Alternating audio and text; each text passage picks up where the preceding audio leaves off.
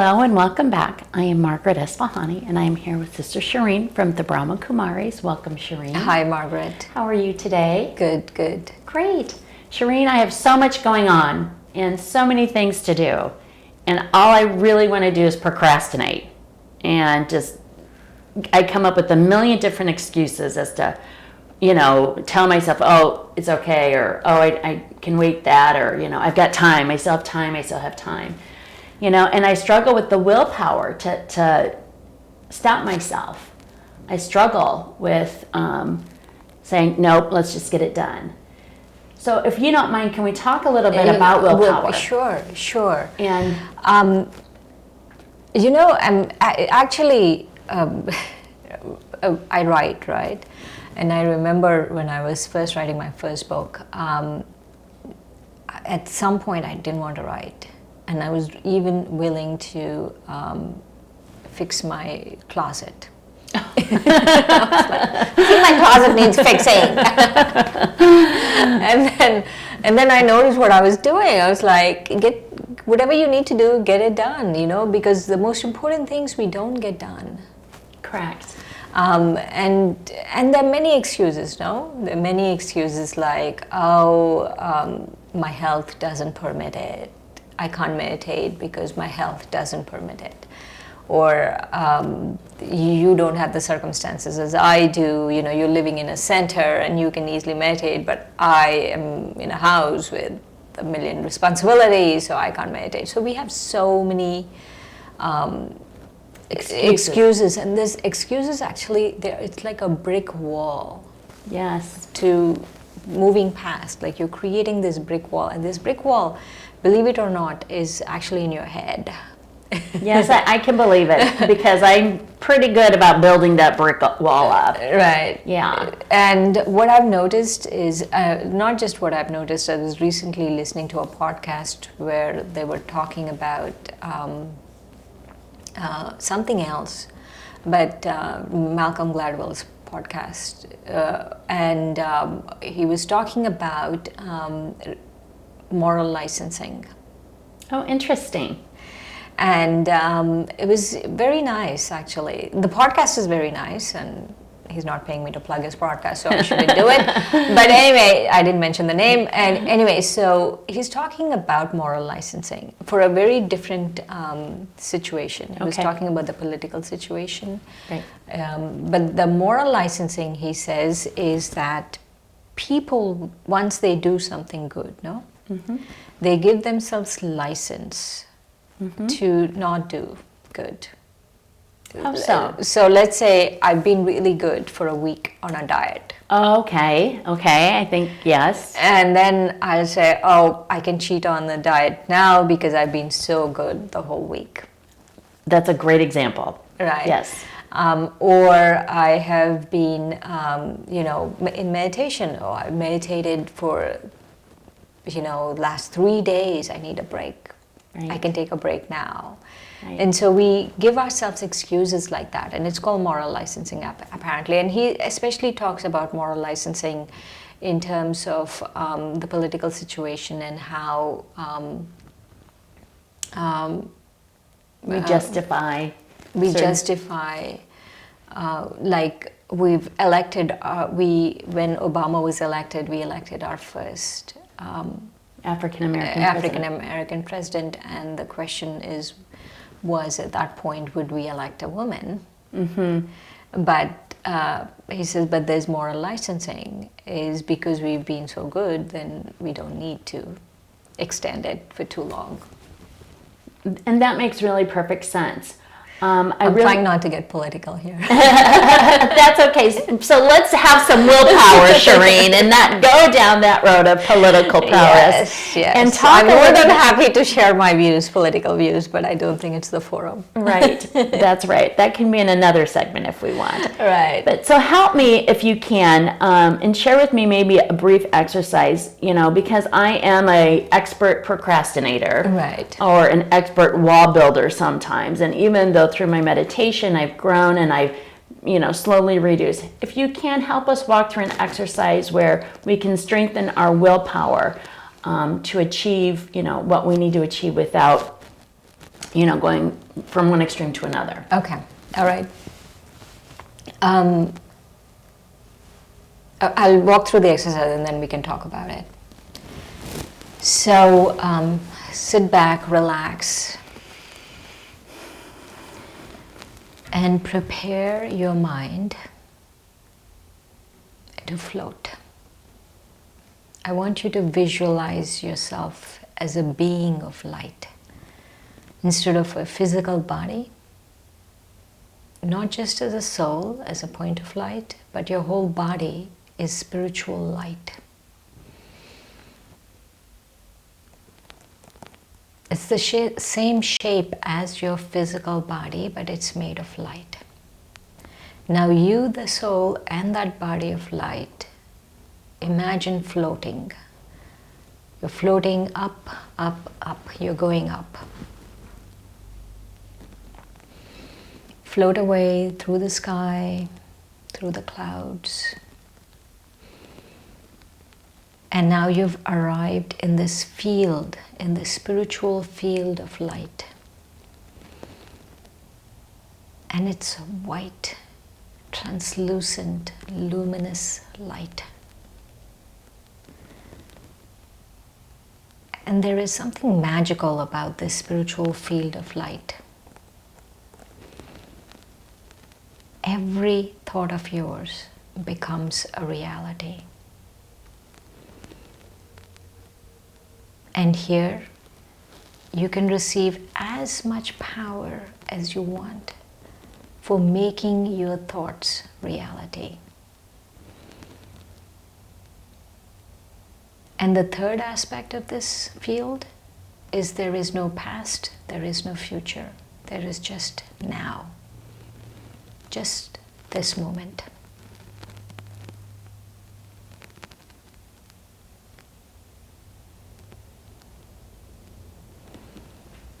And in this moment, ask yourself, what should I do? What is one spiritual effort I can make that will give me power, willpower?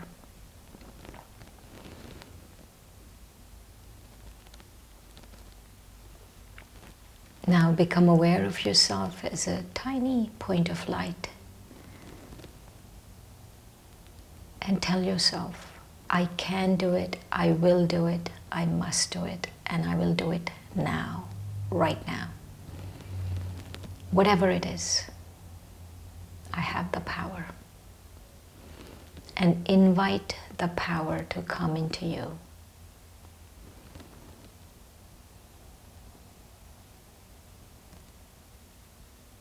Seize the moment, seize the power. I will do it, and I will do it now.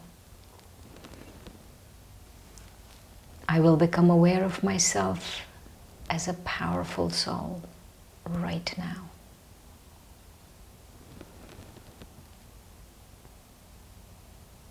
And take your fill of this power.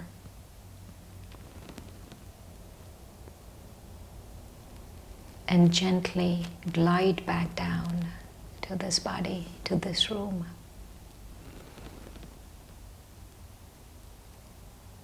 Om Shanti, I am peace.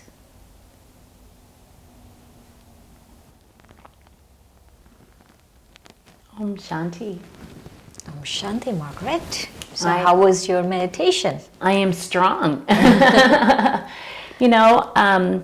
One of the things that I think is really important for us to understand is sometimes when we get the most difficult things out of the way first, then that willpower begins to strengthen. So, one of the things I've learned with my kids and dealing with a variety of different issues, ADD and all of those types of things, is sometimes when we have anxiety, we put up that cement wall, like you said, we procrastinate and we don't have the willpower. And sometimes tackling the thing that is the most stressful first, instead of putting it back on the back burner and getting it out of the way, alleviates a lot of stress and a lot of pressure, you know.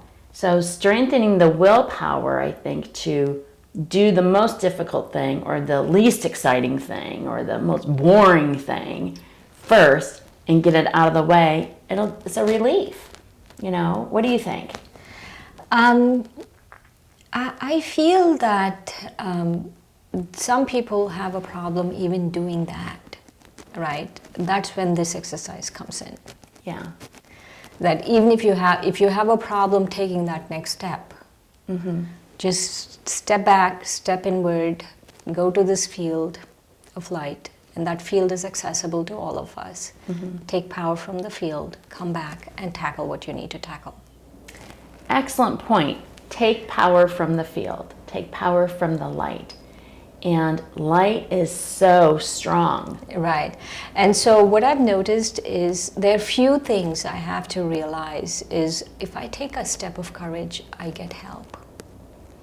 That is the nature, the reciprocity of spiritual effort. That's wonderful. Say that again. That when you are making spiritual effort, the whole universe is colluding with you to keep making it. So when you take a step of courage, then you get 1,000-fold help many times. So I would like that to be in another exercise on how to be courageous and take that step. Yeah. And again, I mean, part of it is having the willpower. Right. And so what happens is, so you take the step of courage and you keep getting help.